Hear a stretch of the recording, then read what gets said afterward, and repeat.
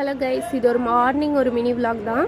காலையில் எழுந்திரிச்சோடனே எனக்கு ஃபஸ்ட்டு வேலை வந்து இந்த டீ குடிச்சிடணும். அப்போ தான் எனக்கு வந்து அடுத்து என்ன பண்ணலாம் அப்படின்னே மைண்டு யோசிக்கும்.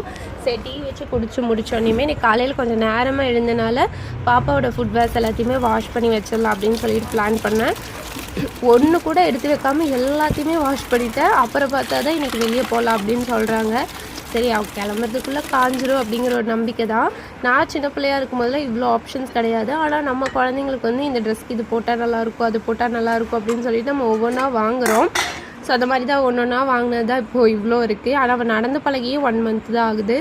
ஸோ அந்த வெளியே போகிறது அப்படின்னு முடிவானதுக்கப்புறம் நமக்கு எக்ஸ்ட்ரா வேலை இருக்க மாதிரி தான் இருக்கும். ஏன்னா வீடை க்ளீன் பண்ணி வச்சிடணும், ட்ரெஸ் எல்லாம் மடித்து வச்சுட்டு, அதுக்கப்புறம் கிச்சனில் பார்த்திங்கன்னா பாப்பாவுக்கு தனியாக எல்லாம் செஞ்சு எடுத்துகிட்டு போகிறதுக்கும் செய்யணும், காலையில் அவளுக்கு சாப்பிட்றதுக்கு செய்யணும், நமக்கு காலையில் சாப்பிட்றதுக்கு செய்யணும், துணியெல்லாம் ஏதாவது மிஷினில் போட்டிருந்தோன்னா அதை எடுத்து காய வைக்கணும். இந்த மாதிரி எல்லா வேலையும் முடிச்சுட்டு தான் நம்ம வெளியே கிளம்ப முடியும்.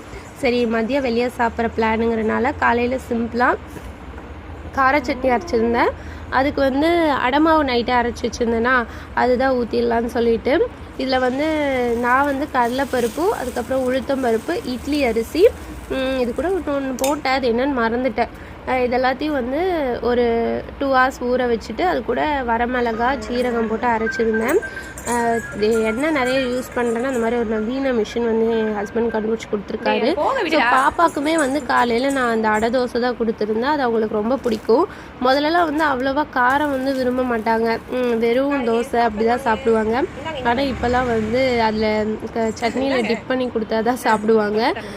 அவ்வளோக்கா இல்லை, அந்த தோசை இட்லி எல்லாமே வந்து அவங்க சட்னியோட சாப்பிட்றதுக்கு வந்து பிடிச்சிருக்கு. ஸோ இதே மாதிரி நெக்ஸ்ட் வீடியோவில் பார்க்கலாம். பாய்.